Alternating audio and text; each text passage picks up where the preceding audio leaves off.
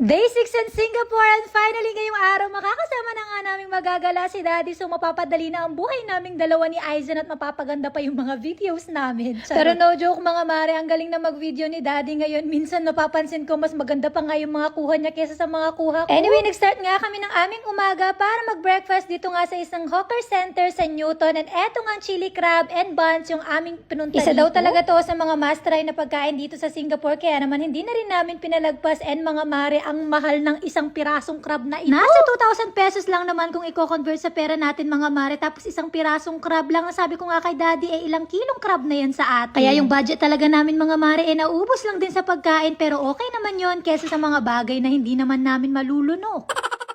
Totoo nga ang sinasabi nila na masarap itong chili crab and must try talaga kapag nag-visit kayo dito sa Singapore. Ang dami-dami ng sauce niya mga mare. Yung lasa ng sauce niya, sweet, tapos may pagka-spicy. Meron nga siyang parang itlog. Hindi ko alam kung itlog yan, pero mukhang itlog. Naku, mukhang itong isang crab mga mare. Kulang pa sa aming dalawa ni Daddy, pero hindi na kami magra-round 2 dahil ang mahal-mahal mo. Grabe ka naman. Masarap din siyang iterno dito sa parang bun niya mga mare. And para siyang tinapay, pero kapag kinain mo yung tinapay na yan mga mare, parang yung dough ng donut. Ang sarap. Si Aizen nga pala hindi kumain dyan mga mare. Before kami umalis, nag-almusal na nga siya ng pancake from Starbucks. Anyway, after nga namin kumain, dumiretso na nga kami sa unang itinerary namin ngayong araw. At isa nga rin to sa mga sikat na pinupuntahan talaga dito sa Singapore. And eto na nga yun mga mare. Alam nyo na ba kung ano yung sinasabi ko? Grabe, ang ganda dito. Na-amaze talaga ako nung makita ko siya sa personal. Sa picture ko lang dati nakikita to mga mare. Pero ngayon, nandito na nga kami at kasama ko pa yung anak ko at asawa ko. Talaga namang nakakasaya ng puso. Bagong-bago talaga to sa paningin ko mga mare. Parang ang simple lang niyang tignan. Pero kapag nandyan ka talaga personally, talagang mamamangha ka. Hindi ko nga rin na-expect na mag-e-enjoy ang batang Koreano dito dahil kung tutusin, hindi naman ito pang batang attraction. Wala nga tigil sa kakatalo netong si Aizen mga mare at sumisigaw-sigaw pa siya. Sobrang saya talaga niya. Nag-take na nga kami ng video dito sa Cloud Forest para syempre may remembrance kami and video lang yung kasangga namin dyan. Screenshot na lang. Malaki talaga yung pasasalamat ko sa tripod dahil kung hindi, wala nga kaming picture tatlo na magkakasama. Anyway, tignan nyo naman si Aizen dyan. Sobrang saya niya mga mare. Meron pala kaming ginagawang walking transition ni Daddy mga mare na i-upload ko na ngayon. At etong si Aizen gusto pa ngang gumayat. Sobrang tuwang-tuwa. Ayan yung sa kanya naman patakbo pa. Anyway, sa loob nga pala nito is nandito na yung Orchid Haven. Yung mga magagandang orchids nandito na talaga lahat. Hindi ako mahilig sa mga orchids pero grabe nung makita ko yung mga ito, ang gaganda talaga nila. Parang ang mga fake pero kapag hinawakan mo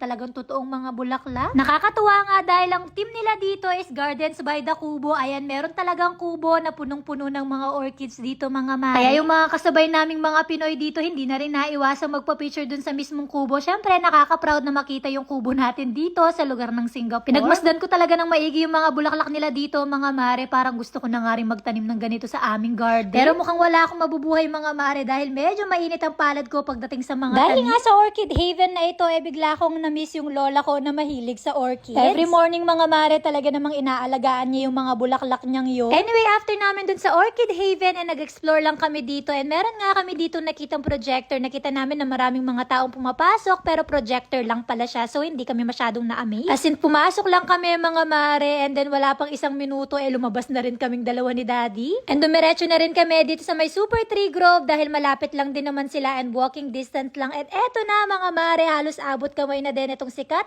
na pinupuntahan din dito. Dito nga kami nagpwesto sa taas mga mare dahil unobstructed yung view tapos hindi pa crowded. Nakita ko lang din tong spot na to sa TikTok kaya hinanap naming dalawa ni Daddy. Dun sa baba kasi napakaraming tao nagpipicture at nahirap kumuha ng spot na wala ngang photo bomber kaya naman buti na lang nakita namin na tong spot na to. After namin makapag-take ng picture dito naglakad-lakad lang din kami and after nun nakatulog na nga ang batang Koreano kaya naman naghanap kami ng mapagstayan namin at dito nga kami sa Starbucks napadpad. At dahil nga air condition yung napagtambayan namin napahaba nga ang tulog ni Aizen pero sakto lang din naman para makapanood kami ng free light show. Grabe, eto nga yung inaabangan din ng karamihan kaya naman nagtipon-tipon yung mga tao dito. Etong free light show ng Super Tree Grove. Kasama nga rin pala dun sa in-avail naming Cloud Forest ticket is yung Skyway. Ayan yung sa taas, marami ng tao dyan kaso hindi na kami nakaabot. Original plan talaga namin mga maris, manood kami ng light show na nasa Skyway na para mas malapit nga yung mga Super Tree Grove at makikita talaga. Pero wala, parang pare-pareho nga kami ng mindset ng mga turista dito at sabay-sabay nga yung pagpunta namin kaya naman ang ending napakahaba ng pila. Sabi ko nga kay daddy, mukhang matatapos na nga yung show bago nga kami makaakyat, kaya naman dito na lang namin and-enjoy yung show. Sumasayaw-sayaw na nga rin yung ibang mga tao dyan, kaya napapaindak na rin ako kasi yung tugtog mga mare pang Christmas na. Ang magical talaga ng experience na to mga mare, talagang nag-enjoy kaming lahat. And after ng show, ayun na nga yung sinasabi ko, doon pa lang kami nakaakyat dito sa Skyway. Sobrang ganda ng mga Super Tree Grove dito at ang ganda pa ng view ng Marina Bay Sands sa likod mga mare, kaya nag-enjoy kami. Pero grabe, hindi ko kinayang maglakad mga mare dahil natatakot talaga ako, may fear of heights ako, kaya naman doon lang kami sa entrance, nag-exit na nga kami kaagad. Grabe na nga yung kapit ko dyan sa mga bakal at kahit anong pilit ni daddy sa akin na kaya ko, hindi ko talaga kinaya mga mare.